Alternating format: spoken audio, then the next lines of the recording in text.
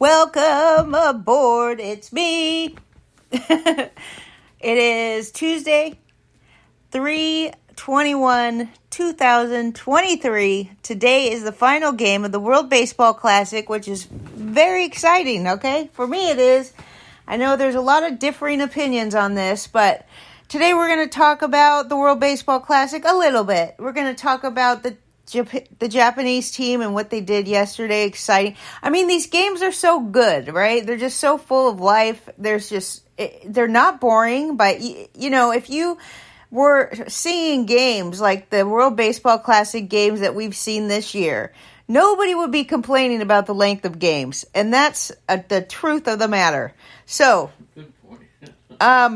Welcome aboard, everybody. Thank you for letting me know the sound is good. Like I said, we're going to talk a little about the World Baseball Classic. We're going to mix in some fantasy baseball news and notes, go over the box scores, and talk about some young, exciting players that we're seeing arrive or that we think will flourish this year in fantasy.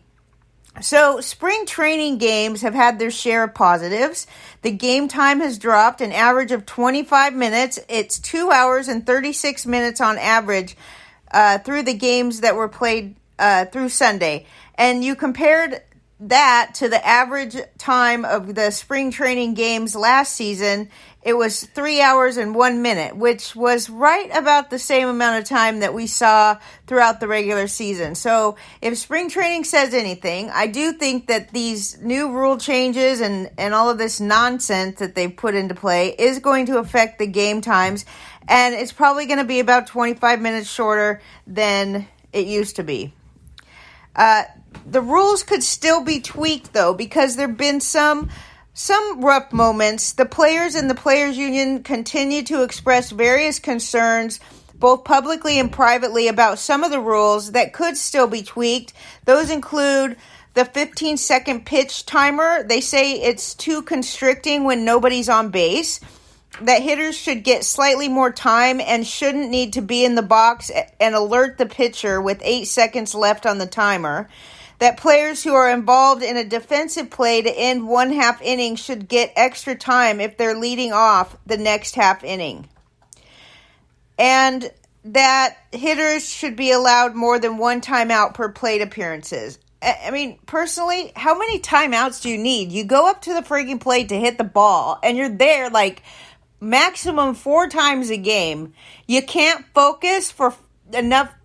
I mean, do you really need little timeouts every time the pitcher's getting ready to throw, or you need to adjust your batting glove? You need to stand outside the box. Just get up there and focus for your 4 times a bat and get on with it. I do not get why these batters feel the need to constantly take a timeout, step out of the box, do little turns, dig their feet in, and just get ready. Just stand there and get ready. Nobody in Little League does that. You don't see that happening in college baseball and football. In college baseball and high school baseball. You didn't get to stand outside of the box and adjust your stuff. You just stood there when the pitcher was ready. You were ready for the pitch to come. So, that's just, to me, it's one of the things that it's just gotten out of hand. I did see a great picture of Randy Arozarena yesterday playing left field during batting practice for the Mexico team, where he was wearing a sombrero and cowboy boots, and it was just pretty cool. These guys are out there not just representing their teams, they're representing their country, and people are excited to see it, and I just say more of it, the better. The World Baseball Classic game total views. Listen to the Japan viewership. Japan versus Korea, they had 55 plus million viewers. When they played Italy, there were 62.5 million viewers. The most watched World Series game had 54.5 million viewers in 1980. Okay?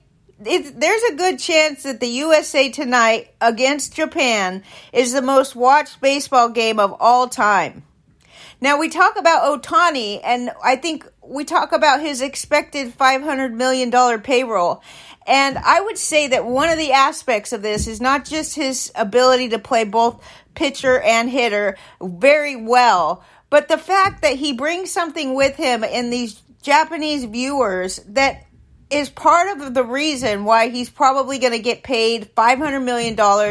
And I wanted to bring that Ohtani expected contract to note here because of the number of people watching this Japanese team is outrageous. And any team that he goes to is going to benefit bigly off of Ohtani and all of the Japanese people that follow him and want to watch baseball.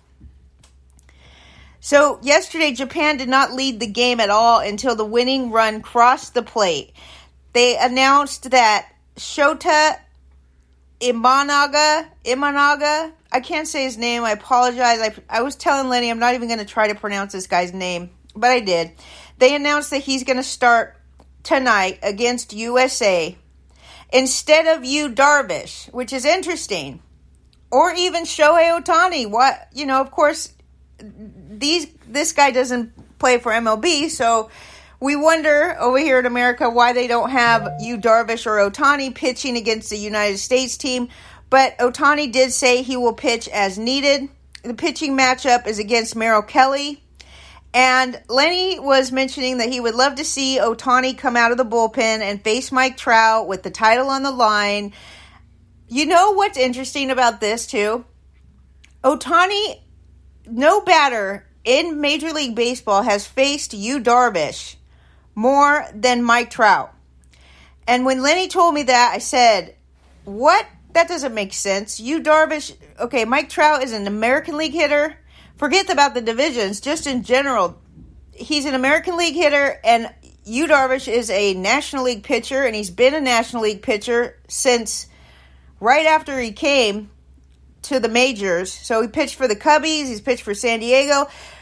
I mean, I thought that was impossible that Trout has faced Darvish more than any other hitter in Major League Baseball, but it's absolutely true. Mike Trout has had 41 at-bats against Yu Darvish, and guess which hitter has the most home runs against him?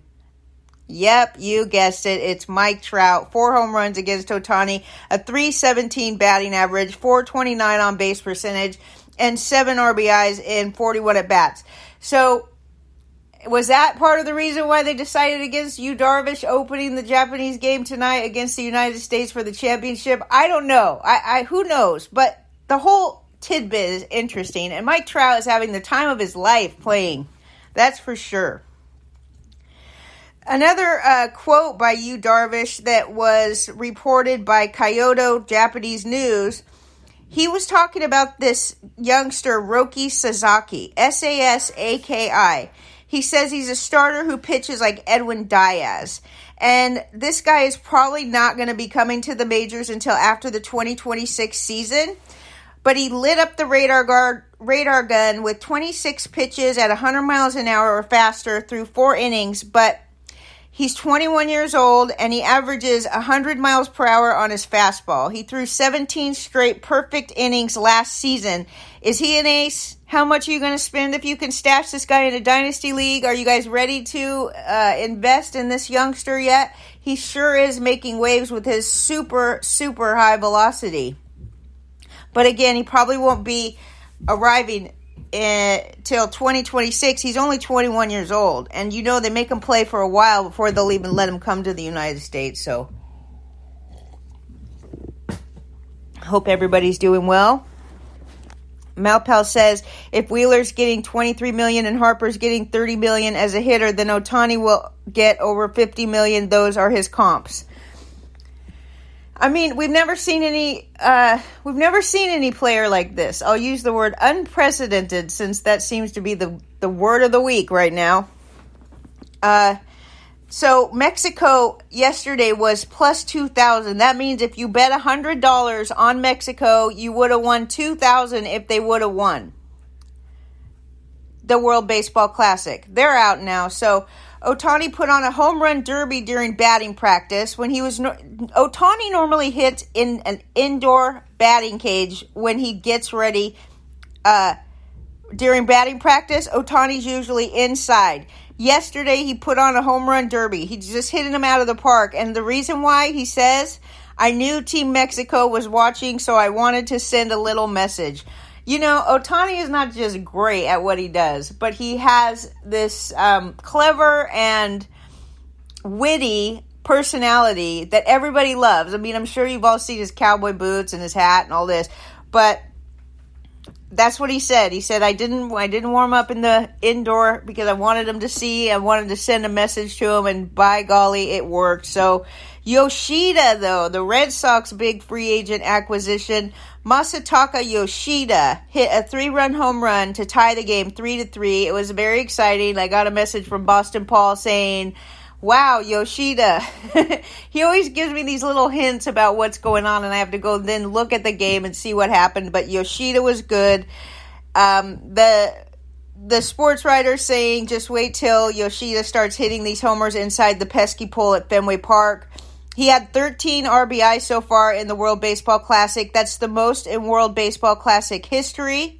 And the 13 RBIs aren't just the most by anyone in a single World Baseball Classic. It's also the most for any Team Japan player in a World Baseball Classic entire career. Where's Ichiro in this? Didn't he play for the World Baseball Classic? I wonder. He didn't get 13 RBIs in a single World Baseball Classic ever. Not even in his career did he get that, which is very odd, but... All right, let's go back to the chat room. Mitch Hartson thinks the crowds and energy level are greater at the NCAA World Women's Tournament this year. I highly doubt that, okay? I highly doubt that. The NCAA Women's Tournament, do they get a lot of crowds? Yeah, we're desperate for escape. Okay, here we go. I won't repeat you, Eddie Heckman. The Braves beat the Rays yesterday 6-5. Here's the news. Lenny was advertising this podcast as something killer. And I said, what are you talking about killer? He said, this is why. Because the first thing I said when he told me that Vaughn Grissom was sent down, I said, that kills me. Because it kills me. Every one of you don't have to worry about it, because in all our chat leagues and our NL, not our NL. Yes, our NL. Vaughn Grissom, I have him on every team. So I saved all of you the heartache of this. Now, why did they send him down? They sent him down after he stole a base yesterday. He was batting ninth. They announced yesterday that Orlando Arcia will be the team's starting shortstop on opening day, with both Vaughn Grissom and Braden Shoemake being optioned to AAA Gwinnett. Why did they do it? And they said that the management over there says that they want him to get at bats, and they don't want to see him sitting on the bench and not getting at bats. And he said, even though it sounds weird, they really like both of the guys, but you make the decision. And the guy is young. He says he's not 35. Like Orlando Arcia is probably 35, I would say. But what it really came down to, I heard, is that he's struggling with defense. Now, as a fantasy owner, you don't see the defense pop out in front of you. You actually have to dig to find out what the defensive is. When you see a hitter who can get stolen bases, hit for power, drive in runs, and have a decent batting average, you just don't really think that much about defense. But clearly, the Braves want him to get some more experience, get some more at-bats. They're going to play Arcia. That sucks for me. I'm sure Arcia is available in all the leagues I need him to. Even in my NL only, he's probably available. No, I'm just kidding. He's not, but you know what I mean. It's just sad for me. I have him everywhere. Moving on. Max Fried. Oh, wait. I wanted to say a couple more things about this game. Brandon Lowe hit a home run. Brandon Lau hit his third home run yesterday. Yandy Diaz hit his second home run yesterday, batting leadoff. Manny Margot stole a base. And Zach Eflin, 7 hits in 3 1/3 innings, 4 earned runs, and 1 strikeout. It hurt his ERA, too, for the spring, but I'm still not worried. I think he'll do good for the Rays. The Rays have a tendency to make their pitchers good. Max Fried. Max Fried has thrown, he didn't pitch yesterday, but he's thrown 11 1/3 scoreless innings over 3 Grapefruit League starts and 4 innings of scoreless ball against Puerto Rico in a World Baseball Classic. It's 15 and a third scoreless innings for Max Fried, who has struck out 19 batters in that stretch. Max Fried, getting ready to play. Okay, I like Max Fried a lot. Guardians and the Rangers tied yesterday 5-5. Josh Naylor hit a home run. That was his second home run for the Guardians. And Dane Dunning. I noticed Dane Dunning pitched 6 innings with 10 hits, 4 earned runs, and 4 strikeouts. So just the fact that he's pitching 6 innings, I say to myself, all right, what does the Rangers rotation look like? He's listed number 6 in the Rangers rotation. And if you look at his spring training numbers off the bat, you'll say, oh, he's got a 4.66 ERA on the spring. I did a little digging on that. He got absolutely shelled in his first outing when he made his Cactus League debut. But since then, in 3 starts after he got completely shelled, he struck out 1 run. Okay, so hold on a second. On March 16th, which was last Wednesday, okay, the most recent outing was yesterday, but his last outing was last Wednesday. He struck out 6 over 5 shutout innings. And he got rocked as a reliever in his Cactus League debut, but he's been superb in subsequent outings. So in 3 starts before last night, he allowed 1 run on 6 hits and 2 walks while striking out 13 over 12 innings. He's number 6 on the rotation, but you got, look, Martin Perez, John Gray, Andrew Haney, they're all ahead of him in line to get starts. But I just wanted to mention Dane Dunning, and you might want to keep, like, in your fantasy league, put him on your watch list or something, because he could continue to do well. He actually has had a much better spring than his ERA suggests. The Blue Jays beat the Tigers 5-0 yesterday. Riley Green batting second. Love Riley Green. 2 for 3 yesterday, hitting .342 this spring. And then you have Javi Baez batting third, and Spencer Torkelson batting fifth. I like, this interesting Detroit lineup. It's pretty much decent from top to bottom if you really look at it. It's got Miguel Cabrera. I know he's not great. He's batting .143 this spring, but he's only going to be used as a DH. Then you have Austin Meadows, Jonathan Scope. It's just an interesting team. Austin Meadows hit his second double yesterday, and Riley Green hit his first triple yesterday. You have Kevin Gossman pitching for the Blue Jays. He threw 5 innings, 6 strikeouts, 3 hits, no earned runs, and his ERA on the season is 0 so far this spring. Kevin Kiermaier batting leadoff for the Blue Jays. Interesting. Vladdy Jr. batting third.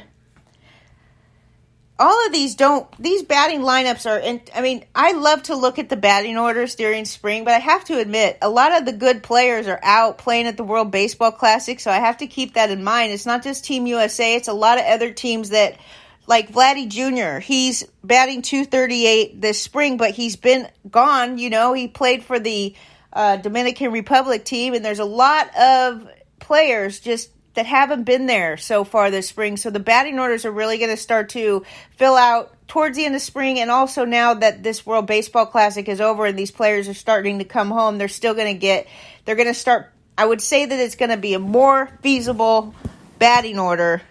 And, I probably make too much out of the batting order. I'm not saying don't draft a guy if he bats 8th or 9th, but I am saying those guys that used to bat 8th or 9th that are now up in the middle of the order, that is going to make a difference on how their stats look in fantasy. There's no doubt about it, no matter what team they play on. And that is, I'm referring to Lourdes Gurriel there.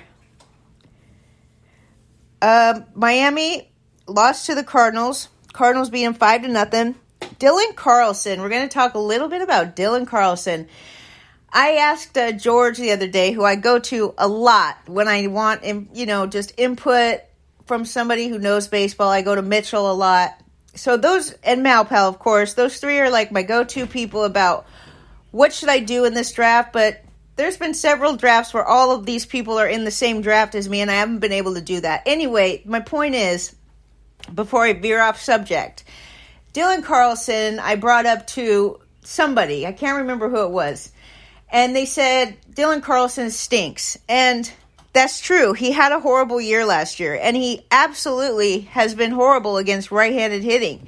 I think he was 100 points worse against righties than he was against lefties, and that's a problem because the majority of pitchers are right-handed, so, that's a problem. So, I wanted to talk a little bit about yesterday. Dylan Carlson, keep this in mind, stole his first base of spring and drove in his 13th run yesterday. He's Dylan Carlson. I wish I had the rest of the numbers, but what I know is today we're going to highlight some young players, some very exciting young players, and we're going to talk about Jordan Walker first. Since I just talked about the box scores for the Cardinals, I thought I'd throw this in there. He's 20 years old. His ADP right now is 177. I'm sure you guys all know what I'm about to say. It's just a stark warning for you, these young players. Now, Jordan Walker last year at Double-A, in 119 games, he hit 19 home runs and stole 22 bases and got caught stealing 5 times. He batted .304. Before Dylan Carlson got called up, he hit, right before he got called up, the spring before he got called up, the season before he got called up, at Double-A, he hit 21 home runs and stole 18 bases. He batted .281. Sound familiar? Then the Cardinals left him down to play a couple games at Triple-A before they pulled him up in 2020. He didn't do that well in 2020 in 35 games, but then in 2021, in 149 games, Dylan Carlson hit 18 home runs and stole 2 bases with a .266 batting average. It's not horrible, right? Now you fast forward to last year, what he did in 432 at-bats. He hit 8 home runs and stole 5 bases and got caught twice. His batting average was .236, and everybody now wants to give up on this guy. He's 25. He's just barely 25. Last year he was 24. So, what the reason that I bring him up with the Dylan Carlson with Jordan Walker is because you got a very similar situation here with a guy who hit close to 20 home runs at Double-A and stole 18 bases or 20 bases, and now everybody expects him to be that great, but Jordan Walker has not played any time at Triple-A. I always come back to the fact that Julio Rodriguez was able to do this without spending any time at Triple-A. I get that. But 90% of the time, these youngsters are called upon at this early young age. 20 years old, this guy, Jordan Walker. He's 20 years old. I'm just saying. He's exciting. How exciting should he be to be drafting him 177th overall when you're taking him above players that are going to play every day? And they're going to be up for sure. And you know that they have experience and they might not be as the high of a ceiling. I get that. Like, your eyes see stars when you see a player like Julio Rodriguez. Just be careful about it because you could really... Now, the guy that's really vying to play... the same spot as Jordan Walker, which I believe is right field, is Lars Nootbaar. That's who he's competing with this spring. Lars Nootbaar was playing in the World Baseball Classic. He went 6 for 14 across 4 games. He racked up 3 RBIs, 7 runs, and 2 stolen bases while posting a 4-to-3 walk-to-strikeout ratio in those contests. He's 25 years old, and he's still in play for the right field position. He's only 25. He's not that exciting, but in 290 at-bats last year for St. Louis, he did hit 14 home runs in 290 at-bats. Think of that. I mean, if this guy plays every day, he gets 500 at-bats, that's 28 home runs. He's not horrible. He's still young. Lars Nootbaar, very young still, 25. So, Jordan Walker, as exciting as he is, I just want to remind you that Dylan Carlson was the same exact player with the same exact hype, doing the same exact thing in the spring as Jordan Walker is doing right now.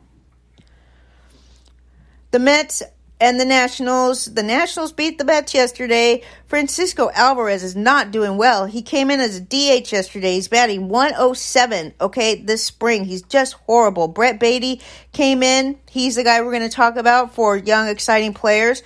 Starling Marte stole a base. Justin Verlander, what up, dude? 4 2/3, 2 hits, 2 earned runs, and 3 strikeouts. He's still got a 2.25 ERA on the spring against Patrick Corbin.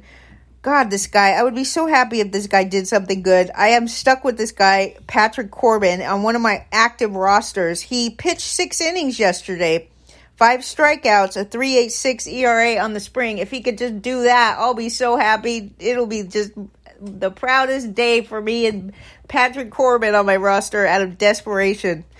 Okay, Brett Beatty is a youngster, 23 years old, 6'3", weight 210. So far this spring, 1 home run, 2 stolen bases, batting .382. He's 23 years old.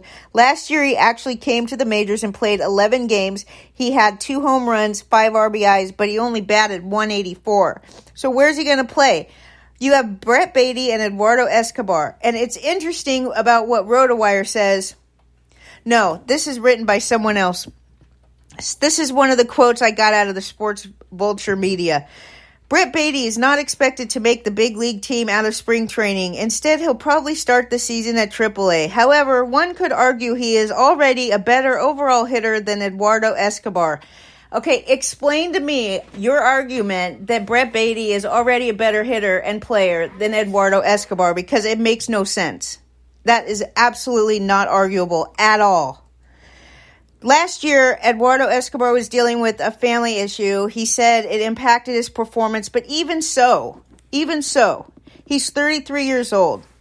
Last year, he hit .240. He's never really been known to have that great of a batting average, but he still hit 20 home runs. Okay, he still hit 20 home runs. He had 69 RBIs in 542 plate appearances, and this writer says it won't be long before Beatty moves Escobar to a utility role. I find that ridiculous, because unless Beatty does something better than what he's done so far, which is 184 in the majors, 2 home runs, but he only played 11 games. I'll give him that. He's 23 years old, and maybe Eduardo Escobar ends up in a platoon, or a utility role, but I don't know where else he's going to play. I don't see him listed anywhere else besides second base, and Jeff McNeil plays second base. So Eduardo Escobar, the funny thing is, I'm not going to argue whether Brett Beatty is ever going to be better than Escobar, but Escobar is a current Major League Baseball player with an everyday job, and he's going 415 overall ADP, while his buddy Brett Beatty is going ADP right around the same spot.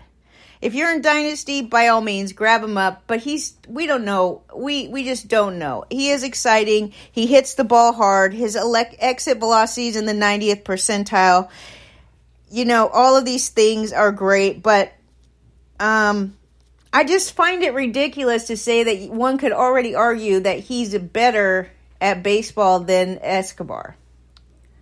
Maybe defensively. I don't think that's the case. That's just my opinion, That's why I'm here. The Brewers lost to the Mariners 7-2. Logan Gilbert pitched 4 innings, 0 earned runs, 5 strikeouts, no walks.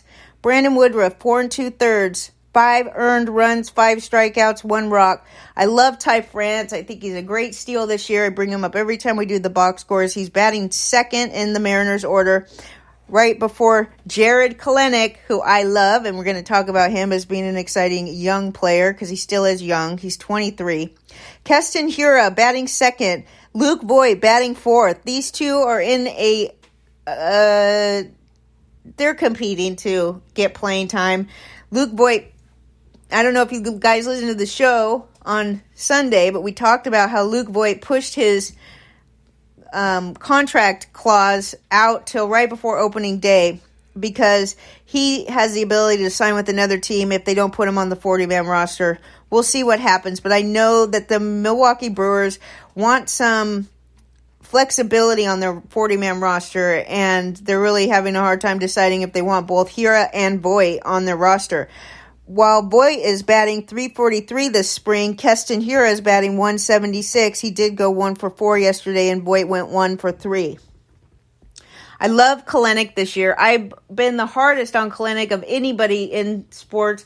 I've always had a problem with Kalenic and the way that he was being drafted, just like I have a problem with the way Jordan Walker's being drafted and every other youngster that comes up. That's just my opinion, and I understand why people love these youngsters. Kalenic was not ready to be in the majors. He showed that by his attitude. He did not have a good work ethic. He wouldn't listen to direction, and he failed in the majors because of that. Now it seems like the whole fantasy community has given up on this guy, and I say, no way. This is when I snoop in and grab. I said snoop, I meant swoop.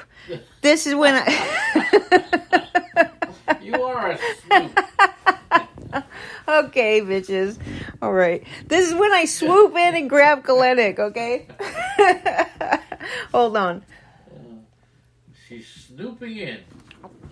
Today there was a whole bunch of construction going on next door. And it stopped like right before the podcast. And I prayed. I said, "Dear Lord, please let him stop the construction throughout the podcast." And it's really working so far. So fingers crossed on that. All right. Let's see what he did last year. Jarred Kelenic, when he first came up to the majors in 2021, and now nobody likes him anymore, even though he's only 24 years old, he stunk. But last year he didn't do that bad. Between AAA and the majors, he hit 26 home runs and 14 stolen bases, and he got caught stealing 6 times. Right now, this spring, he's batting .400 with 4 home runs, 9 RBIs, and 3 stolen bases with 1 caught stealing. This guy is 6'1", weighs 206, and you know the whole adage about the best years of a batter's or a pitcher's or just any athlete's life are right around age 27, and this guy has not even reached 25 yet. So you can call it a slow start, call it whatever you want. I call it an absolute steal with Jarred Kelenic on his rise, finally listening to direction, finally willing to, he was immature, and I think that all the hype got to his head. We will see, but he really seems to have put his head down, and he's working his ass off. The comments about what Kelenic has done, the president of baseball operations, Jerry DiPoto, says he's in a good place right now. There's a different kind of confidence. It's been fun to watch. He made a few adjustments in his swing over the offseason, and he's been locked in since day one of spring training. He has quality contact to all fields, pitch selection, and overall consistency from bat to bat. He's been excellent. We're currently seeing a young 5-tool player who is evolving as a person, taking the lessons he's learned and making the necessary adjustment. And then you have Mariners general manager Justin Hollander. He says, "We've all been so impressed with his pitch-to-pitch focus from day one of camp. He's obviously incredibly physically talented, but his approach has gone to another level. I'm really happy for him that he's seeing positive results from all of his off-season work." The guy worked his tail off to get better. It's a wonderful thing to see, and he's one of my favorite players that is going to have a high ceiling. It's the same ceiling you all thought he was going to have a couple years ago, and now you can't give up on the guy if you liked him then. Phillies beat the Orioles 14-6. All right, you got Gunnar Henderson. All right, the good news about Gunnar Henderson is that he hit a home run yesterday, his first one of the spring. The bad news is he's batting .185 on the spring. It's not a great way to get a job out of spring training. I'm just saying. I know a lot of people are hyped on him. He's an exciting young player, and I do believe he'll come up and make a difference this year. The question is when. Are the Orioles willing to lose a full year of contract just to bring him up early when they have no need to bring him up that early? That's the question every year at the beginning of the season. I will say, though, I know there's one youngster that is absolutely coming up. Or if you see that they sign an extension before the season starts and you were questioning whether or not they were going to be left down in the minors, you could bet if they're signing extensions, they're going to be promoted on day one. Phillies leading off, Bryson Stott, Alec Bohm batting third, Nick Castellanos batting fourth. Alec Bohm is an exciting player too, another one that we are too soon to give up on. He's still a young player, and he still has the opportunity to do well. Age 26, ADP 177, height 6'5", weight 218. He stole 2 bases. No, 2 RBIs yesterday, giving him 8 on the spring. And he also hit his 4th home run yesterday. Hoskins hit his 4th home run yesterday and drove in 4. And Alec Bohm. What do we want to say about Alec Bohm? All right. In 2021, he had a 26.6% strikeout rate. Last season, he had a 17.4% strikeout rate, a 280 batting average, a 315 on-base percentage, and it really looks like he absolutely broke out last year. 13 home runs, 2 stolen bases, and 3 caught stealings, but he batted 280, and that is all a product of him striking out less. Right now, he's hitting 267 this spring with 8 RBIs and 4 home runs. I already told you that. But definitely, I mean, this is what round is this? Like round 16, 15, 16 in fantasy if you're playing in a 12-team league. He is playing third base, which gets very shallow very quick, especially in only leagues. And, of course, this ADP doesn't apply to only leagues. This is always just mixed 12-team leagues. This writer, and I believe this because these managers have backed this up, no one in the majors has worked harder at improving their defense at third base than Alec Bohm over the last year and a half. He's improved his management of the strike zone, taking advantage in locations where he can do the most damage. Scouts that have watched Alec Bohm this spring think his home run total could increase to the 25 to 30 range this year, and that he could be hitting in the middle of the Phillies lineup, which is shown every time I look at the box scores. He's not just hitting in the middle, but he's hitting in the top third. So he can hit the ball to all fields, which doesn't matter as much as it used to. But Phillies general manager Sam Fuld on Alec Bohm. Alec has shown a lot of confidence in the batter's box and on the infield. He's making good decisions at the plate and is driving the ball to all fields. His defensive work is paying dividends, and he's shown great maturity and early going here. You love to hear the word maturity for these youngsters. Pittsburgh keeps winning spring training games. Yesterday, they beat the Red Sox 7-5. Tristan Casas, though, is the exciting young player that we're going to talk about right this minute. Except for first, I'd like to note that Garrett Whitlock pitched 3 innings yesterday. It looks like he could be healthy. 3 strikeouts. His ERA on the spring, which hasn't been much, by the way, it's 0, but he hasn't been healthy either. Adam Duvall drove in his 7th run yesterday, and Tristan Casas drove in his 7th run of the spring. Raimel Tapia stole his 3rd base. Tristan Casas, age 23, first baseman for the Boston Red Sox. 6'4", 252-pounder. What is this? Is this Rowdy Tellez we're talking about now? Just kidding. There's so many big guys in baseball now. They're just huge. Baseball didn't used to be the sport with the huge guys. Okay? He's huge. These guys are huge to me. 6'4", 250 pounds. All right, here's the thing about Tristan Casas. He's got an elite 40.2 hard hit rate. That's what he had in the minors. And 110.5 mile per hour max exit velocity. In the tiny MLB sample, we saw 53 batted balls.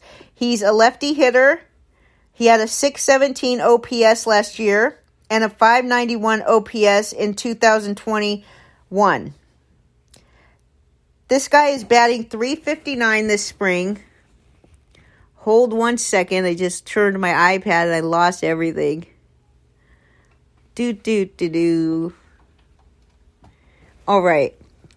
Batting .359 this spring. 2 home runs, 6 RBIs. I like Tristan Casas. If you're there, King Hap, let me know what you think. You know, King Hap hates every Red Sox. I wish Tago was here more often in the mornings because he is a diehard, not a fair weather Red Sox fan, and he will always find something positive to say about the Red Sox. On the other hand, you got King Hap, who's just more of a realist, and what are you going to do, right?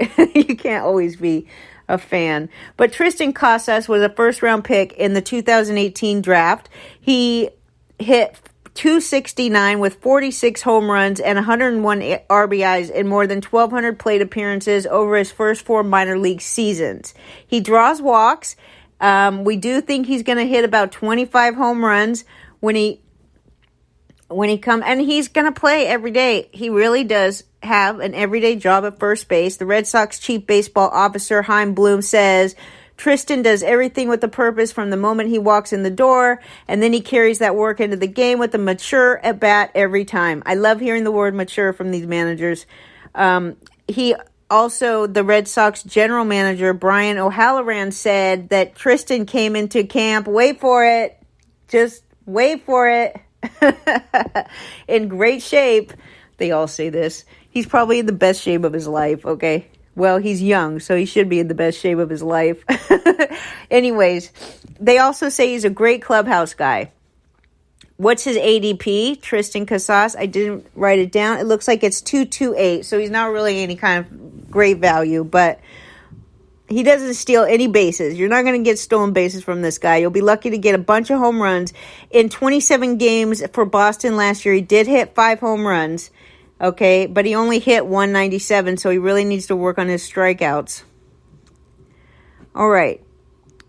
The Reds beat the Angels 10-0. This was a total, literal blowout. Will Myers hit his first home run of the spring. Friedel stole his third base.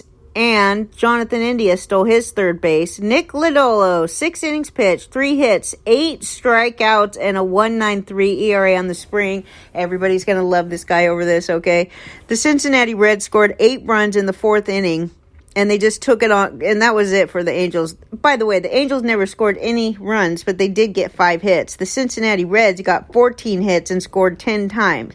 Tyler Stevenson still batting number 4. Hunter Renfroe batting 4th, Gio Urshela batting 5th, and then Logan O'Hoppe, the catcher, batting 6th.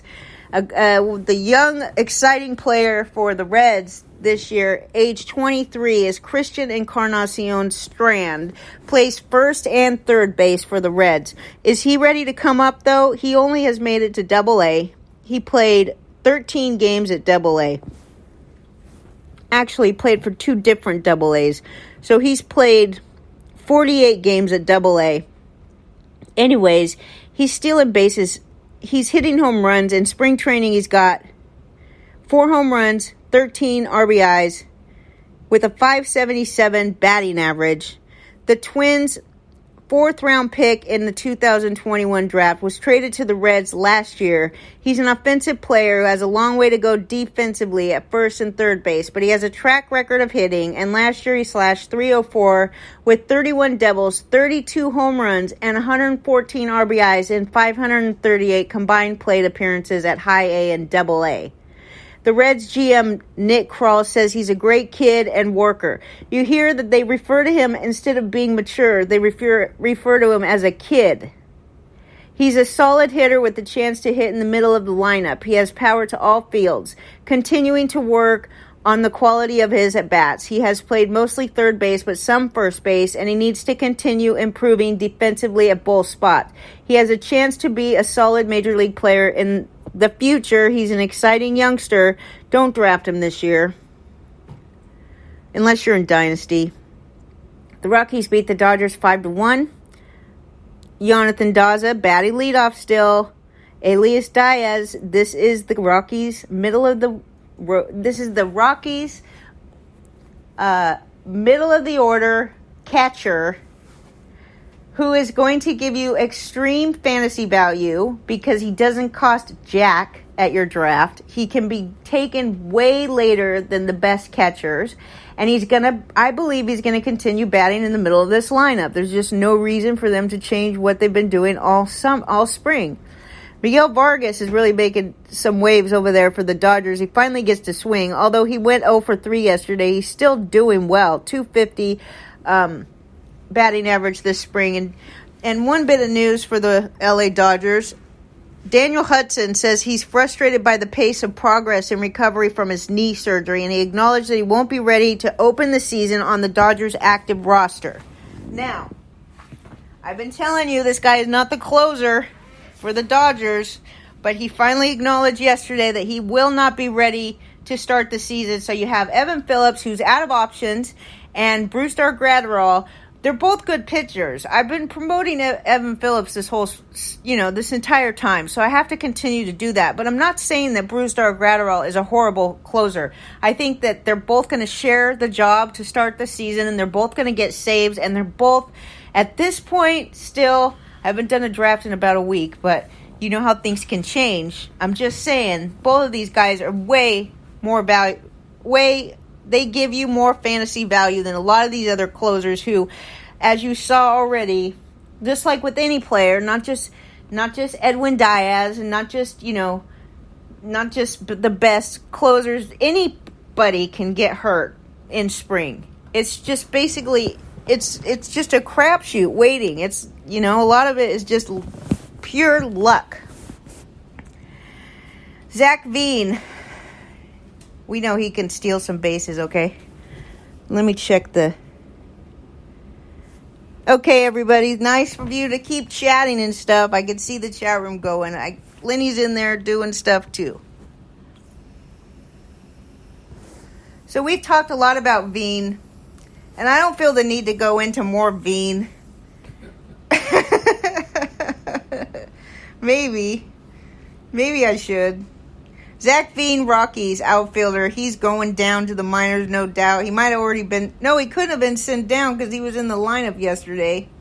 Maybe he got sent down. He's batting 7th. 21 years old. Okay, spring training. He's the one...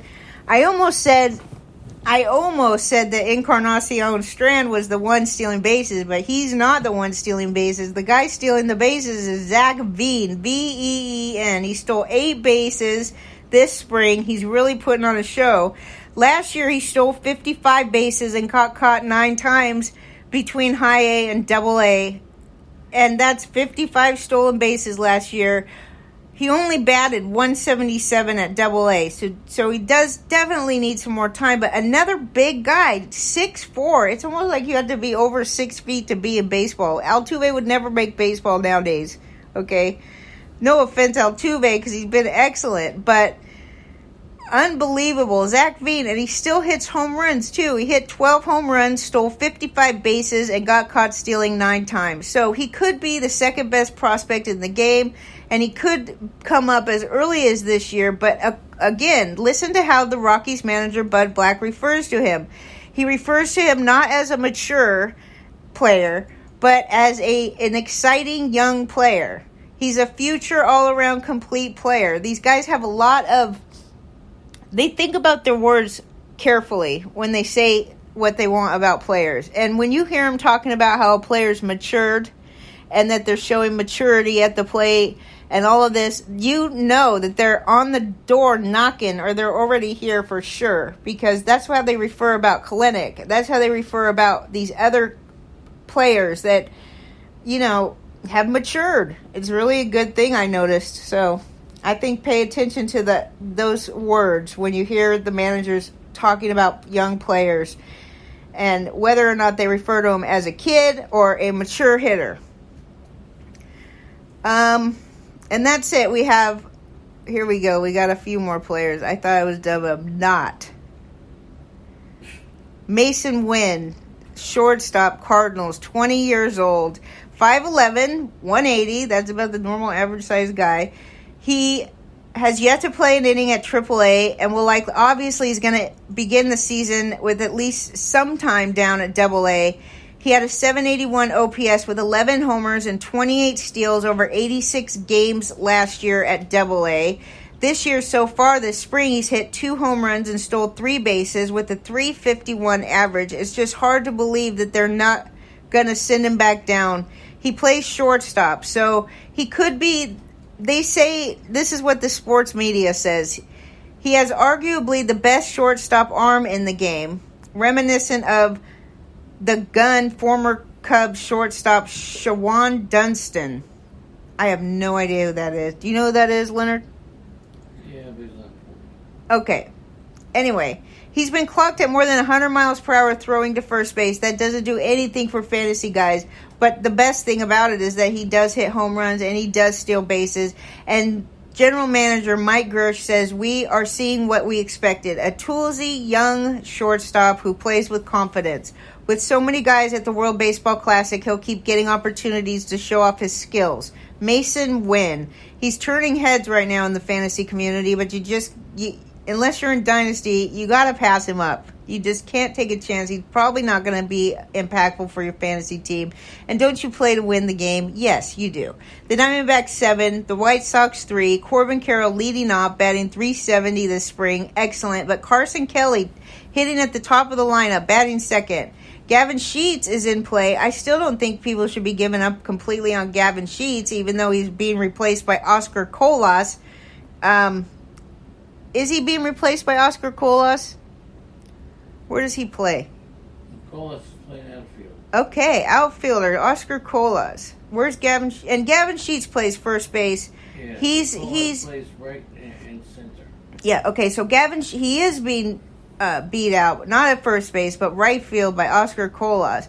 He also does play first base if he needs to, but Andrew Vaughn is supposed to play that position every day this year. He's day-to-day right now.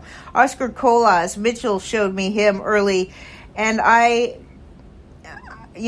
was told that the White Sox are going to give this kid every opportunity to get the starting job in right field this spring, coming out of spring. He's 6'1", weighs 209. His ADP is 289, so he is still very reasonable. He's come in ADP, he's come down 45 spots since February 1st and like 170 spots since last December. So people are starting to notice Oscar Colas, and for good reason. He's hit 2 home runs this spring, stole a base, and he's batting .293. Last year, between 3 levels, okay? He started at high A last year and ended up at triple A. He had 23 home runs, 3 stolen bases, and got caught 5 times stealing bases. So he does have the tools to develop into a star. He's an exciting young player. He's working to improve all facets of the game. He batted .314 last year with .371 on base percentage, 23 home runs across 3 levels of the minor. He's not chasing out of the strike zone as much this spring, and he is a fascinating prospect.